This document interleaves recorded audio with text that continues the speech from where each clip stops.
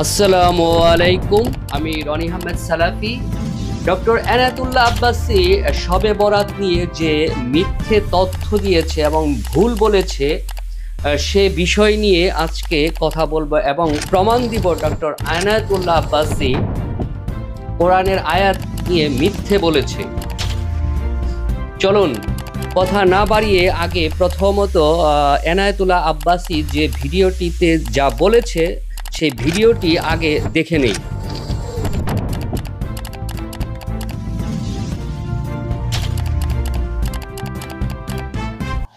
আল্লামা ইসমাইল হাক্কি তার সবাই তাফসীর করেছেন, ইন্না আনজালনাহু ফি লাইলাতিন মুবারাকা আই ফি লাইলাতি নিসফি শাবান।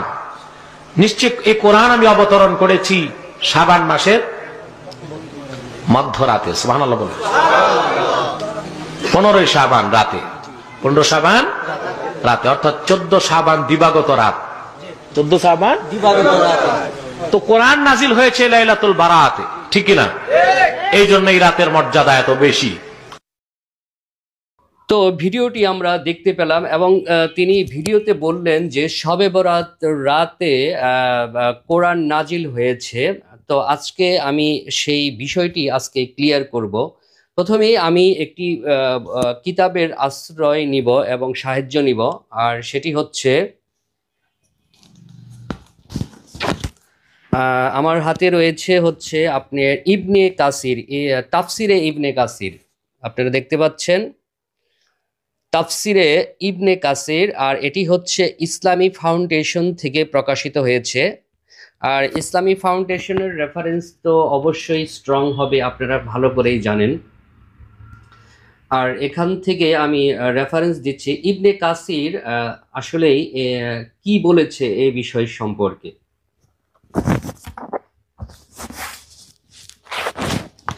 আমি এখন যাচ্ছি হচ্ছে ইবনে কাসির প্রথম খণ্ড, তাফসির ইবনে কাসির প্রথম খণ্ড, পৃষ্ঠা নাম্বার হচ্ছে আপনার 549, সূরা আল কদর, আয়াত হচ্ছে 5। দেখেন এখানে কি বলা আছে, আমি ইহা অবতীর্ণ করিয়াছি মহিমান্বিত রজনীতে, আর মহিমান্বিত রজনী সম্বন্ধে তুমি কি জানো? মহিমান্বিত রজনী সহস্র মাস অপেক্ষা শ্রেষ্ঠ। সে রাত্রিতে ফেরেশতাগণ ও রূহু অবতীর্ণ হয় প্রত্যেক কাজে তাহাদিগের প্রতিপালকের অনুমতি ক্রমে। শান্তি শান্তি সেই রজনী উষার আবির্ভাব পর্যন্ত। এখন দেখেন এটা হলো সূরা আল কদর। এখন এই সূরা আল কদরে ইবনে কাসির, বিখ্যাত তাফসির কারক, ইবনে কাসিরকে চিনে না এমন কেউ নেই। তো আপনারা জানেন যে সেই ইবনে কাসির, এবং এটা ইসলামী ফাউন্ডেশন থেকে কিন্তু প্রকাশিত হয়েছে। এখন দেখেন এই আয়াতে তাফসিরে ইবনে কাসির কি লিখেছেন। তাফসির, এইখানে আল্লাহ তাআলা সংবাদ দিতেছেন যে তিনি কোরআনে কারিমকে লাইলাতুল কদর তথা মহিমান্বিত রজনীতে অবতীর্ণ করিয়াছেন। স্পষ্ট লেখা যে তাফসির, এইখানে আল্লাহ তাআলা সংবাদ দিতেছেন যে তিনি কোরআনুল কারিমকে লাইলাতুল কদর বা মহিমান্বিত রজনীতে অবতীর্ণ করিয়াছেন। এই লাইলাতুল কদরকে আল লাইলাতুল মোবারাকা তথা বরকতময় রজনীও বলা হয়। যেমন অন্য এক আয়াতে আল্লাহ বলেন, আমি কোরআন মাজিদকে এই বরকতময় রাতে অবতীর্ণ করিয়াছি।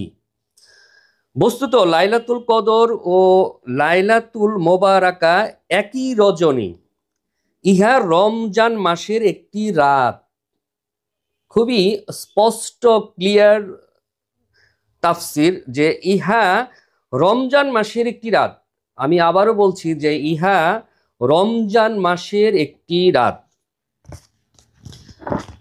আবার দেখেন তিনি আবার বলতেছেন যে যেমন এক আয়াতে আল্লাহ বলেন, অর্থাৎ হচ্ছে রমজান মাস যাহাতে কোরআন অবতীর্ণ হইয়াছে।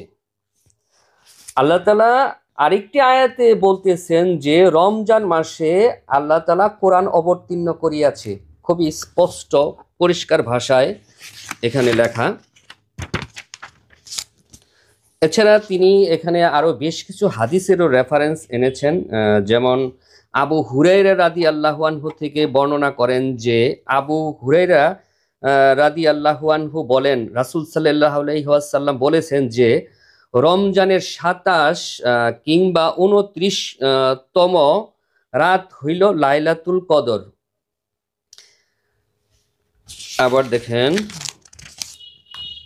আরেকটি হাদিস হচ্ছে আব্দুল্লাহ ইবনে ওমর রাদিয়াল্লাহু আনহু বলেন, একদিন আমার উপস্থিতিতে রাসূল সাল্লাল্লাহু আলাইহি ওয়াসাল্লামকে লাইলাতুল কদর সম্পর্কে জিজ্ঞেস করা হইলে তিনি বলিলেন, লাইলাতুল কদর প্রতি রমজান মাসে হইয়া থাকে। এটা পৃষ্ঠা নাম্বার হচ্ছে 553। অর্থাৎ লাইলাতুল কদর প্রতি রমজান মাসে হইয়া থাকে। আরো হাদিসের রেফারেন্স উনি এনেছেন যে রাসূল সাল্লাল্লাহু আলাইহি ওয়াসাল্লাম বলেছেন লাইলাতুল কদর রমজানের ২৭তম রাত।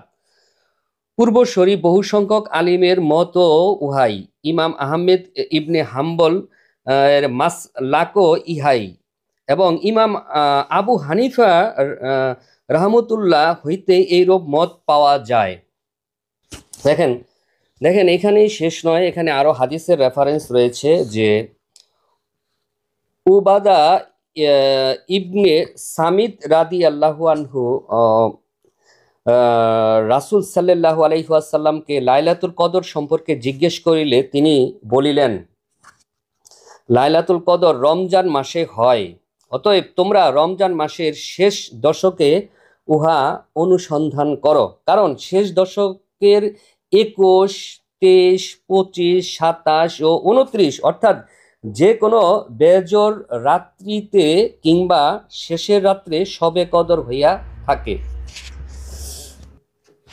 এছাড়া আরো রেফারেন্স রয়েছে, দেখেন ইমাম আহমেদ রহমতুল্লাহ থেকে বর্ণিত আবু হুরাইরা রাদিয়াল্লাহু আনহু থেকে বর্ণনা করেন যে আবু হুরাইরা রাদিয়াল্লাহু আনহু বলেন রাসূল সাল্লাল্লাহু আলাইহি ওয়াসাল্লাম লাইলাতুল কদর সম্পর্কে বলিয়াছেন উহা ২৭ বা ২৯ তারিখে হইয়া থাকে। এই রাতে অসংখ্য ফেরেশতা পৃথিবীতে আগমন করে। কারো মতে লাইলাতুল কদর হইল রমজানের শেষ রাত্রি। তারপরে আরো আছে, যেমন তিরমিজি শাফি এর এই মতের সপক্ষে রেওয়ায়েত বর্ণনা করিয়াছেন। তারপরে আরো আছে, যেমন ইমাম মালিক, ইমাম সুফিয়ান সাউরি, ইমাম আহমেদ বিন হাম্বল, তারপরে হচ্ছে ইবনে খুজাইমা রাহমাতুল্লাহ প্রমুখ এই মতের সপক্ষে রায় দিয়েছেন। আচ্ছা, এটা ইবনে কাসিরের তাফসির প্রথম খণ্ড গেল। এবার আমি দ্বিতীয় খণ্ড দেখাচ্ছি।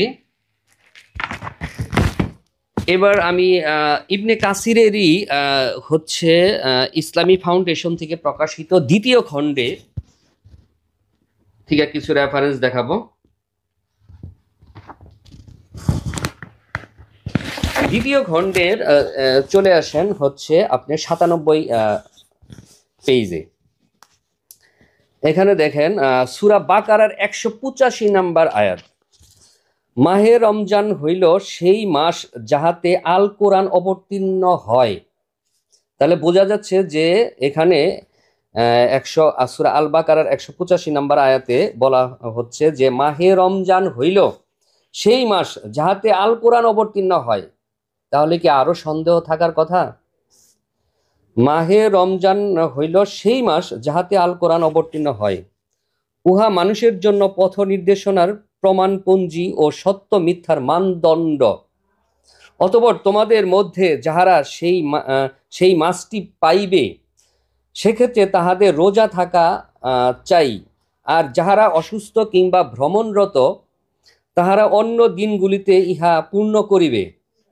আল্লাহ তোমাদের ব্যাপারে সহজ করিতে চাহেন এবং কঠিন করার অভিলাষী নহেন, আর তিনি চাহিতেছেন তোমরা সুবিধা মতো কাজা পূর্ণ করো, এবং আর আল্লাহ প্রদত্ত পথ নির্দেশনার জন্য তোমরা তাহার শ্রেষ্ঠত্ব ঘোষণা করো, আর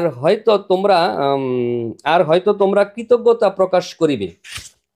তাহলে এইখানে এই সূরা আল বাকারার 185 নম্বর আয়াতে তো আরো স্পষ্ট। আবার এখন দেখেন, আমরা এখন এই আয়াতের তাফসিরে ইবনে কাসির কি লিখেছেন। আল্লাহ তাআলা এখানে মাহে রমজানের গুরুত্ব ও বৈশিষ্ট্য বর্ণনা করিতেছেন। সকল মাসের মধ্যে তিনি রমজান মাসকে বাছিয়া লইয়াছেন কোরআন নাজিলের জন্য। তাহলে ইবনে কাসির এখানে তাফসির করছেন খুবই স্পষ্ট ভাষায়, যেটা ইসলামী ফাউন্ডেশন থেকে প্রকাশিত, যে সকল মাসের মধ্য হইতে তিনি রমজান মাসকে বাছিয়া লইয়াছেন কোরআন নাজিলের জন্য। তাহলে খুবই স্পষ্টভাবে বোঝা যাচ্ছে যে রমজান মাসে কোরআন নাজিল হয়েছে। ইহা ছাড়াও মাসটির অন্যান্য বৈশিষ্ট্য রয়েছে। হাদিসে বর্ণিত আছে এই মাসেই আল্লাহ তাআলার অন্যান্য আম্বিয়া কেরামের উপর গ্রন্থ অবতীর্ণ করেন।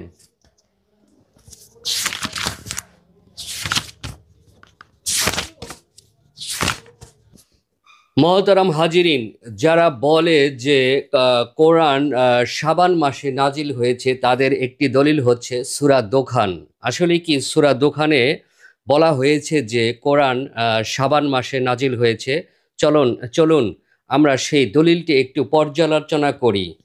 তো আমার হাতে রয়েছে যে ইবনে কাসিরের তাফসির, আপনারা দেখতে পাচ্ছেন যে ইবনে কাসির, আর এটা হচ্ছে আপনার দশম খণ্ড।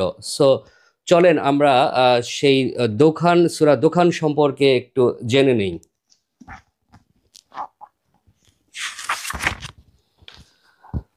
তো এটার পৃষ্ঠা নাম্বার হচ্ছে 139 নম্বর পেজে আমি যাচ্ছি এখন। সূরা দোখান, আয়াত নাম্বার হচ্ছে 59। তো এখানে বলা হচ্ছে যে হামিম, শপথ সুস্পষ্ট কিতাবের, আমি তো ইহা অবতীর্ণ করিয়াছি এক মোবারক রজনীতে, আমি তো সতর্ককারী। এই রজনীতে প্রত্যেক গুরুত্বপূর্ণ বিষয়ে স্থিরীকৃত হয়। আমার আদেশ ক্রমে আমি তো রাসূল প্রেরণ করিয়া থাকি। তোমরা প্রতিপালকের অনুগ্রহস্বরূপ, তিনি তো সর্বশ্রোতা ও সর্বজ্ঞ। তিনি আকাশমণ্ডলী, পৃথিবী ও উহাদিগের মধ্যবর্তী সমস্ত কিছুর প্রতিপালক, যদি তোমরা নিশ্চিত বিশ্বাসী হও। তিনি ব্যতীত কোনো ইলাহ নাই। তিনি জীবন দান করেন এবং তিনি মৃত্যু ঘটান। তিনি তোমাদিগের প্রতিপালক এবং তোমাদিগের পূর্বপুরুষদিগেরও প্রতিপালক। তো এখানে কোথায় বলা হচ্ছে যে কোরআন দোখান শাবান মাসে নাজিল হয়েছে, সূরা দোখানে। তো এখন আমরা এই সূরা দোখানের ইবনে কাসিরের তাফসির দেখব, যেটা প্রকাশিত হয়েছে ইসলামী ফাউন্ডেশন থেকে। তাফসির: মহান আল্লাহ তাআলা পবিত্র কোরআন অবতরণ প্রসঙ্গে বলেন, নিশ্চয়ই ইহা এক পবিত্র রজনীতে অবতীর্ণ হইয়াছে এবং উহা কদরের রাত্রি। বরং এখানে বলা হচ্ছে যে উহা কদরের রাত্রির কথাই কিন্তু বলা হচ্ছে তাফসিরে। যেমন তিনি অন্যত্র বলেন, নিশ্চয়ই আমি উহা কদর রাত্রিতে নাজিল করিয়াছি, সেই রাত্রিটি হইল পবিত্র রমজানের এক রাত্রি। তাহলে এখানে বরং সূরা দোখানের তাফসিরেই বলা হচ্ছে যে সেই রাত্রিটি হইল পবিত্র রমজানের এক রাত্রি। তাহলে এখানে শাবান মাস কোথা থেকে আসলো? আমার প্রশ্ন আপনাদের কাছে।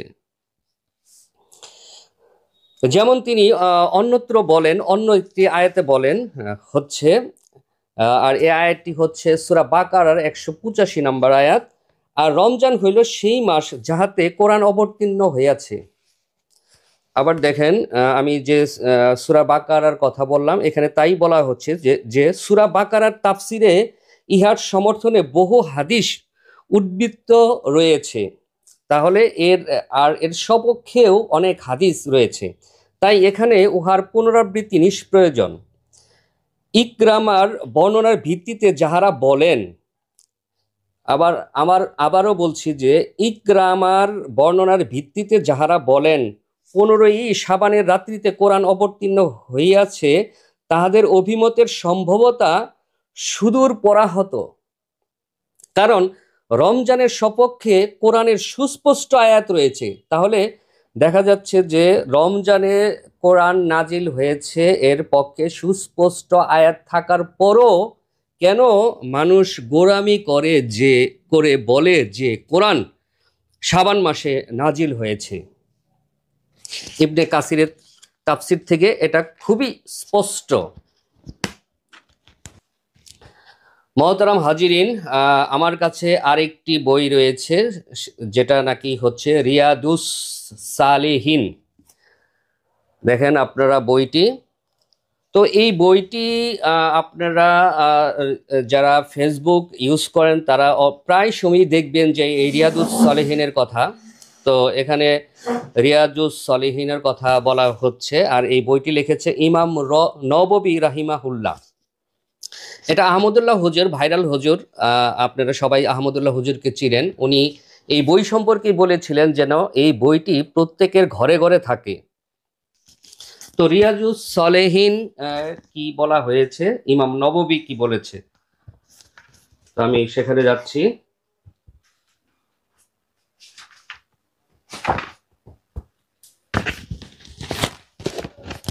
এখানে পৃষ্ঠা নাম্বার হচ্ছে 269।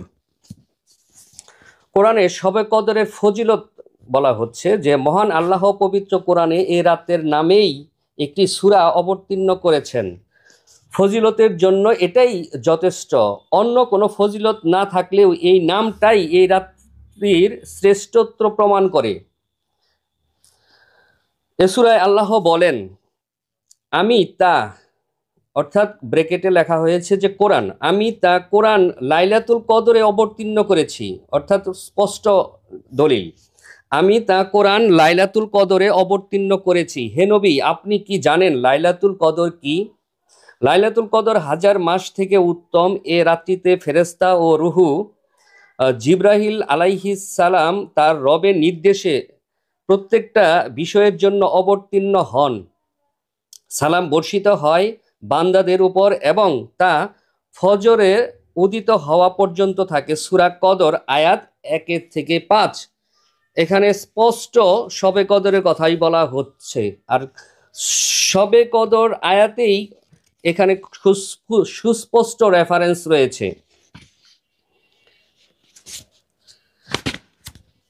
আর হচ্ছে এবার আমি আসি যে শবে কদরের আলামত সম্পর্কেও আরো কিছু কথা রয়েছে, সেগুলি আমি আপনাদেরকে বলছি। এই রাত্রিটি লাইলাতুল কদর হবে তা চেনার কিছু আলামত হাদিসে বর্ণিত আছে। অন্যতম হচ্ছে রাত্রটি রমজানের শেষ দশকে হবে। রমজানের শেষ দশকের বিজোড় রাত্রে হওয়ার সম্ভাবনা বেশি। রাসূল সাল্লাল্লাহু আলাইহি ওয়াসাল্লাম বলেছেন, তোমরা রমজানের শেষ 10 দিনের বিজোড় রাত্রিগুলোতে শবে কদর অনুসন্ধান করো। উনি এখানে বুখারী শরীফের একটি রেফারেন্স এনেছেন। রমজানের 27তম রজনী লাইলাতুল কদর হওয়ার সম্ভাবনা বেশি। হযরত উবাই ইবনে কাব বলেন, আল্লাহর শপথ করে বলছি, আমি যতদূর জানি রাসূল সাল্লাল্লাহু আলাইহি ওয়াসাল্লাম আমাদেরকে যে রজনীকে কদরের রাত হিসাবে কিয়ামুল লাইল করতে নির্দেশ দিয়েছেন তা হলো রমজানের 27তম রাত্রি। মুসলিম শরীফের হাদিস। আরও কিছু বিষয় জানা যায়, যেমন রাত্রিটি নাতিশীতোষ্ণ হবে, মৃদু বাতাস প্রবাহিত হবে। যে রাত্রে ইবাদত করে মানুষ অপেক্ষাকৃত অধিক তৃপ্তি বোধ করবে।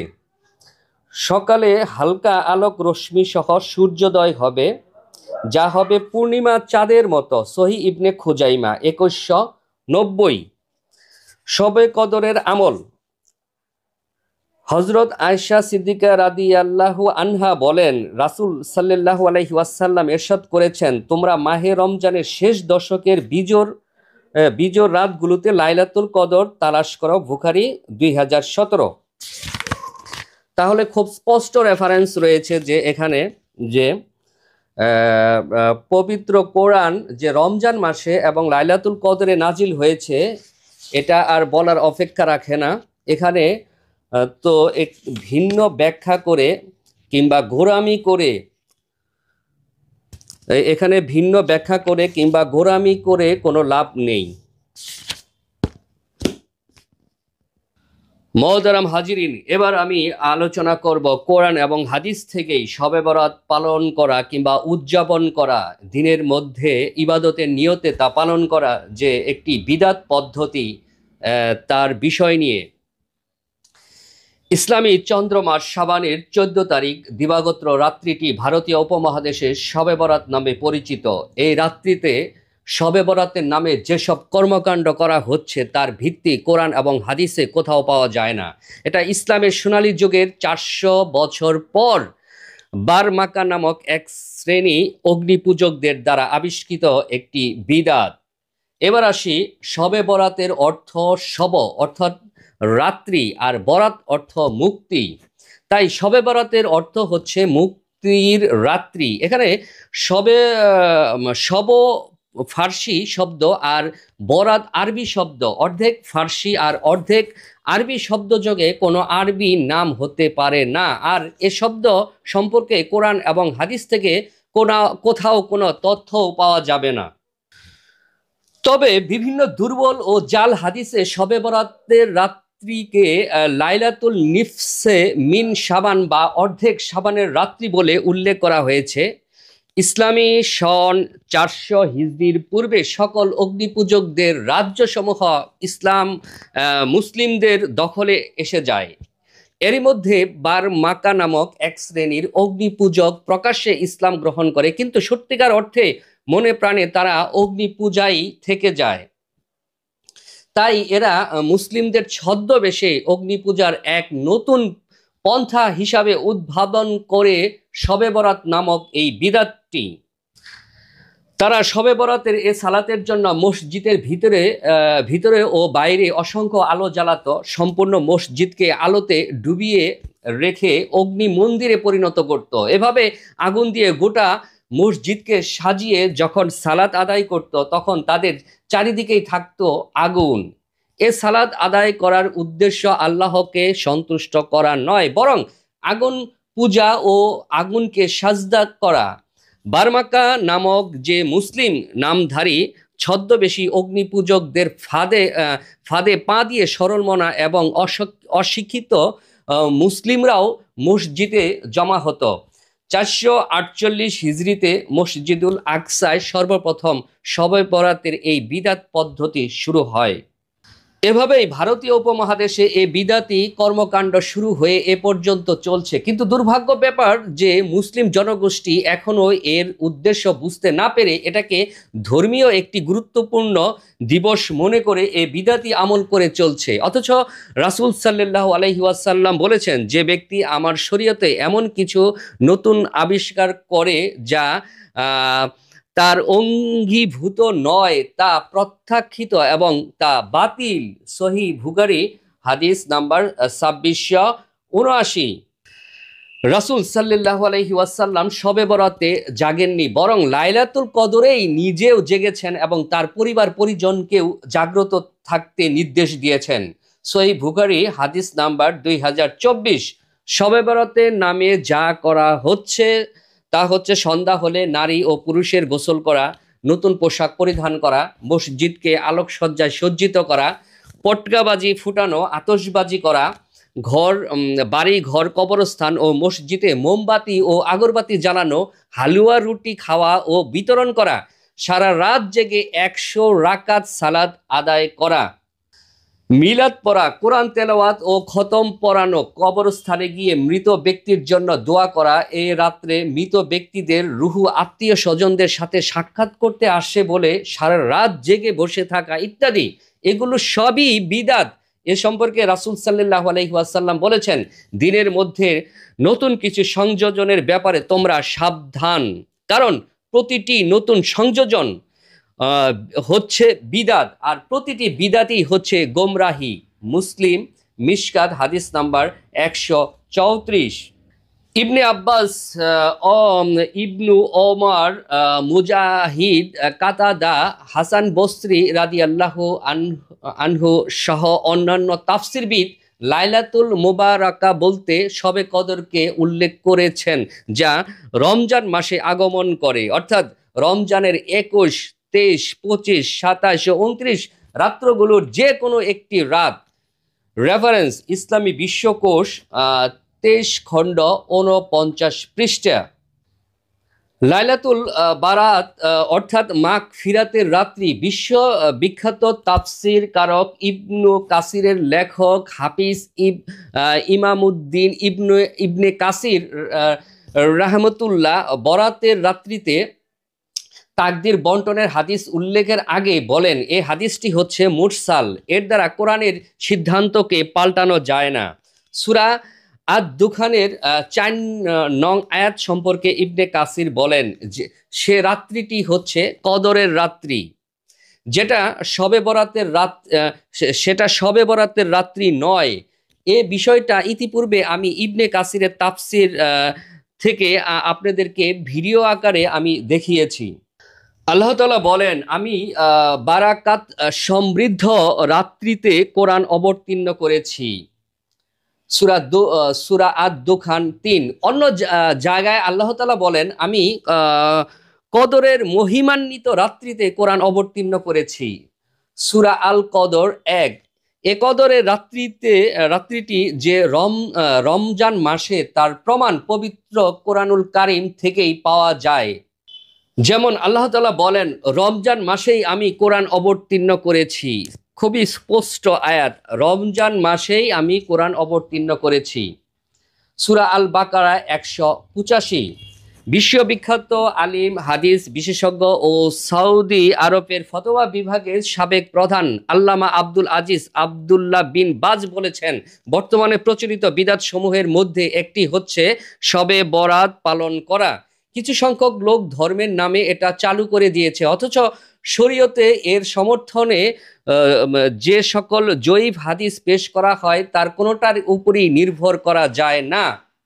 এর অনেকগুলোই বানোয়াট জাল হাদিস মাত্র। শবে বরাতকে কেন্দ্র করে মুসলিম সমাজে যে আকীদাগত বিভ্রান্তির সৃষ্টি হয়েছে তা আরো মারাত্মক। সামাজিক কারণে শবে বরাতকে একটি উৎসবে পরিণত করে বাড়িতে, মসজিদে ও কবরস্থানে আলোকসজ্জা, ঘরে ঘরে হালুয়া রুটি বিতরণ করা, পটকা সহ বিভিন্ন ধরনের আগুনের খেলায় মেতে ওঠা, দলবদ্ধভাবে কবরস্থানে জিয়ারত করা, কোরআন মাজিদ খতম পড়া প্রভৃতি সবই অন্ধ অনুসরণ, সীমা লঙ্ঘন, ব্যয়বহুল এবং জঘন্য অনাচার।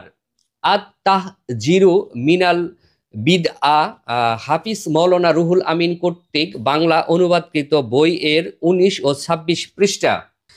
বিশিষ্ট মুফাসসিরে কোরআন ও আন্তর্জাতিক খ্যাতিসম্পন্ন বক্তা আল্লামা দেলোয়ার হোসেন সাইদি বলেন, ইসলামী জীবনে ব্যবস্থায় শবে বরাত বলতে কোনো অনুষ্ঠান নেই। সুতরাং শবে বরাতের দিন গোটা রাত জেগে সালাত আদায় করতে হবে, এ সম্পর্কে হাদিসে উল্লেখ নেই।